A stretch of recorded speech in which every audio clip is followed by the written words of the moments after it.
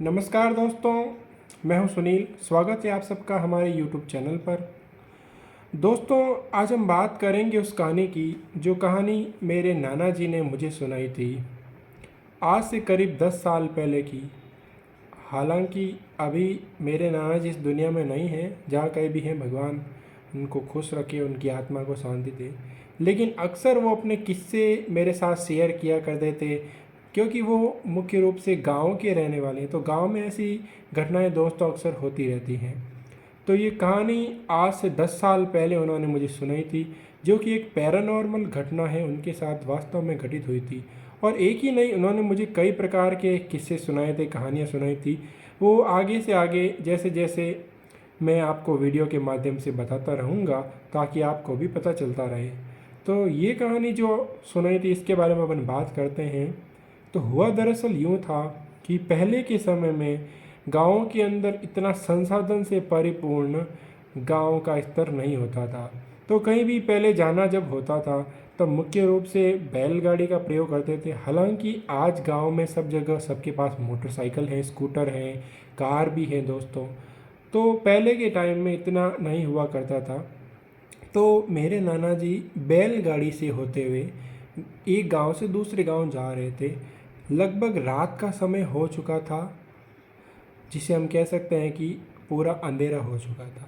तो अंधेरे के समय में अक्सर बुजुर्गों की ये सलाह होती है कि वो कहीं रुक जाते हैं। मेरे नाना जी बस रुकने ही वाले थे, क्योंकि वो घर पहुंचने वाले थे। और उससे पहले उनके साथ एक घटना घटित हुई। थोड़ी देर वो कहीं रुक गए किसी कारणवश, और फिर जब जैसे ही उनको आगे चलना हुआ, तब उन्होंने अपने बैलों को कहा कि चलो चलते हैं।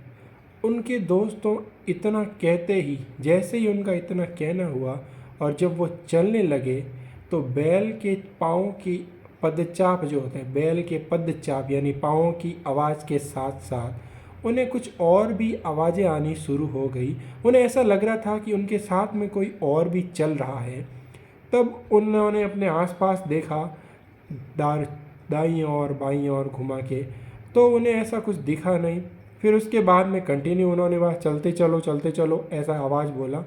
तब उसके बाद में भी उनको वो आवाज़ कंटिन्यू आती रही। तो दोस्तों, क्योंकि मेरे नाना जी के साथ ऐसी घटनाएं पहले हो चुकी हैं, तो उन्हें समझ आ गया कि ये किस चीज़ की आवाज़ है। यानी कोई ना कोई एबनॉर्मल थिंग, पैरानॉर्मल थिंग, जो हमारे आसपास एनर्जी होती है नेगेटिव, इतना उनके ये बोलते ही कि चलो चलते हैं, तो वो उनके साथ में चलने लग गई। दरअसल ये जो नेगेटिव एनर्जी होती है दोस्तों, ये हर चीज़ में बहुत ही अट्रैक्शन महसूस करती है। जैसा कि मैंने आपको पहले भी बताया था, ये बहुत ही कम अपने आप में ऐसा समझने लगती है कि ये जैसे कि मेरे लिए ही रखा है। कोई चीज़ है तो उसके प्रति आकर्षित हो सके, होने के लिए उसकी मेंटेलिटी ये होती है कि ये सिर्फ मेरे लिए ही है। तो जैसे ही उन्होंने कहा कि चलो चलो चलते हैं, तो उनके आसपास के वातावरण में जो कोई एनर्जी मौजूद थी, उसे ऐसा लगा होगा कि ये मुझे अपने साथ चलने के लिए कह रहे, और वो उनके साथ चल दी। लेकिन जब मेरे नाना जी को ऐसी आवाज़ आई और उन्हें अनुभव हो गया, तब उन्होंने वापस तेज़ आवाज़ में, तेज़ लय में कहा, कहाँ जा रहे हो मेरे साथ? चलने की कोई ज़रूरत नहीं है, यहीं रुको। ऐसा कहने के बाद में, क्योंकि बैल तो दोस्तों, बैलों को तो हाथ के इशारे से भी उनको चलाया जा सकता है, उनको बोलने की इतनी ज़रूरत नहीं।